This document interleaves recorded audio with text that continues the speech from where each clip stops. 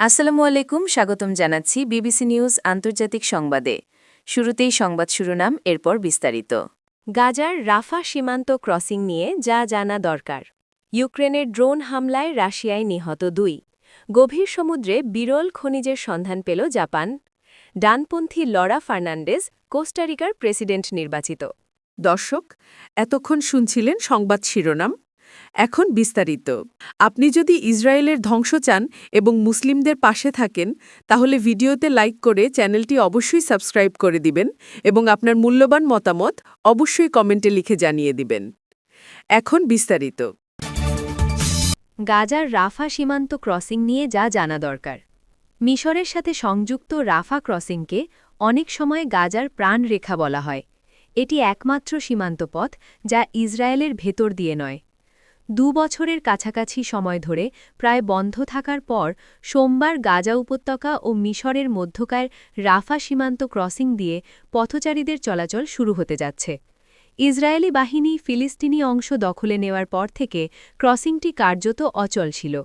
জাতিসংঘ ও ত্রাণ সংস্থাগুলোর দাবিতে এই পুনরায় খোলা যুক্তরাষ্ট্রের প্রেসিডেন্ট ডোনাল্ড ট্রাম্পের প্রস্তাবিত যুদ্ধবিরতি পরিকল্পনার দ্বিতীয় ধাপের একটি গুরুত্বপূর্ণ অংশ।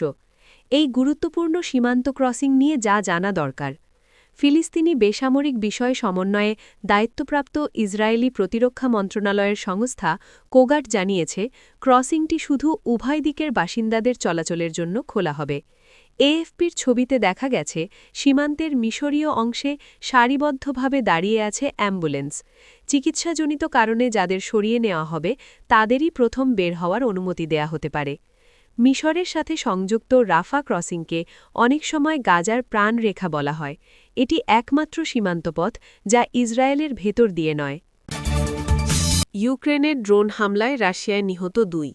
প্রায় 4 বছর ধরে চলা ইউক্রেন রাশিয়া যুদ্ধে মস্কোর প্রায় প্রতিদিনের বোমাবর্ষণের জবাবে রাশিয়ার ভূখণ্ডে ড্রোন হামলা চালাচ্ছে ইউক্রেন। মূলত জ্বালানি খাতকে লক্ষ্যবস্তু করে হামলাগুলো চালানো হচ্ছে। রাশিয়ার সীমান্তবর্তী অঞ্চল বেলগোরোদে ইউক্রেনের ড্রোন হামলায় 2 জন বেসামরিক নাগরিক নিহত হয়েছেন। সোমবার 2 ফেব্রুয়ারি দেশটির আঞ্চলিক গভর্নর এ তথ্য জানিয়েছেন। গভর্নর ভিয়াচেস্লাভ গ্লাদকভ টেলিগ্রামে বলেন, রাতে চালানো ওই হামলায় ইউক্রেন সীমান্তের উত্তরে স্টারি ওস্কল শহরের একটি আবাসিক ভবনে আঘাত লাগে। এতে ভবনটিতে আগুন ধরে যায় এবং ভবনটি আংশিকভাবে ধসে পড়ে। তিনি আরও বলেন, ঘটনাস্থলে কাজ করা উদ্ধারকারীরা 2 জনের লাশ উদ্ধার করেছেন। প্রায় 4 বছর ধরে চালা ইউক্রেন রাশিয়া যুদ্ধে মস্কোর প্রায় প্রতিদিনের বোমাবর্ষণের জবাবে রাশিয়ার ভূখণ্ডে ড্রোন হামলা চালাচ্ছে ইউক্রেন। মূলত জ্বালানি খাতকে লক্ষ্যবস্তু করে হামলাগুলো চালানো হচ্ছে। ইউক্রেনের জ্বালানি অবকাঠামো লক্ষ্য করে ব্যাপক হামলা চালিয়েছে রাশিয়া। এতে বহু এলাকা অন্ধকার ও তীব্র শীতে ডুবে গেছে। আর এই শীতে কোথাও কোথাও তাপমাত্রা নেমে গেছে -20 ডিগ্রি সেলসিয়াস পর্যন্ত। গভীর সমুদ্রে বিরল খনিজের সন্ধান পেল জাপান। জাপানের দাবি, এত গভীরতায় সমুদ্রতল থেকে বিরল খনিজ আহরণের এটি বিশ্বের প্রথম প্রচেষ্টা। গভীর সমুদ্র অভিযানে ৬,০০০ মিটার গভীরতা থেকে বিরল খনিজ সমৃদ্ধ পলিমাটি উদ্ধার করা হয়েছে। মূল্যবান এই খনিজে চীনের ওপর নির্ভরতা কমাতেই এ উদ্যোগ নেয়া। পরীক্ষামূলক অভিযানে এই খনিজের সন্ধান মেলে। সোমবার জাপান সরকার এ তথ্য জানিয়েছে। জাপানের দাবি, এত গভীরতায় সমুদ্রতল থেকে বিরল খনিজ আহরণের এটি বিশ্বের প্রথম প্রচেষ্টা।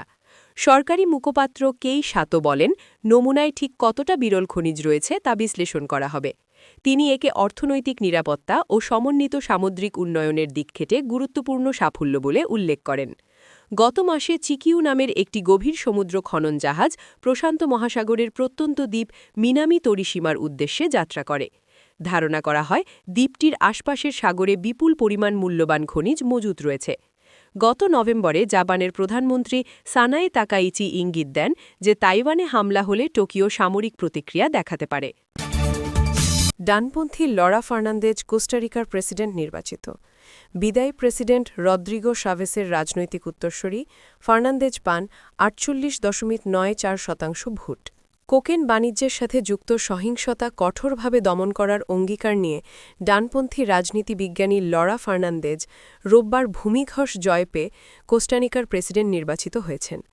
ফলাফলে দেখা যায় 40% বেশি ভোট পেয়ে রান অফ এড়ানোর সীমা ছাড়িয়ে যাওয়ায় তার নিকটতম প্রতিদ্বন্দ্বী মধ্য ডানপন্থী অর্থনীতিবিদ আলভারো রামোস পরাজয় স্বীকার করেন। ভোটকেন্দ্রের 81.24% ফল গণনা শেষে বিদায়ী প্রেসিডেন্ট রদ্রিগো সাভেসের রাজনৈতিক উত্তরসূরি ফার্নান্ডেজ পান 48.94% ভোট। রামোস পান 33.02% ভোট। প্রাথমিক ফল ঘোষণা হওয়ার সাথে সাথে দেশজুড়ে ফার্নান্দেজের সার্বভৌম জনগণ পার্টির সমর্থকেরা উল্লাসে ফেটে পড়েন। তারা নীল, লাল ও সাদা ডোরাকাটা কোস্টারিকার জাতীয় পতাকা নেড়ে উদযাপন করেন। ভিভা রদ্রিগো সাভেস এমন স্লোগানও শোনা যায়, ফার্নান্দেজের রাজনৈতিক পথপ্রদর্শকের প্রতি ইঙ্গিত করে। রাজধানী সান হোসেতে দলের আনুষ্ঠানিক নির্বাচন রাতের অনুষ্ঠানে ভিডিও বার্তায় যুক্ত হয়ে ৩৯ বছর বয়সী ফার্নান্দেজ তাকে প্রেসিডেন্ট ইলেক্ট হিসাবে আস্থা রাখার জন্য সাভেসকে ধন্যবাদ জানান এবং বলেন তার উত্তরাধিকার নিরাপদ হাতে রয়েছে।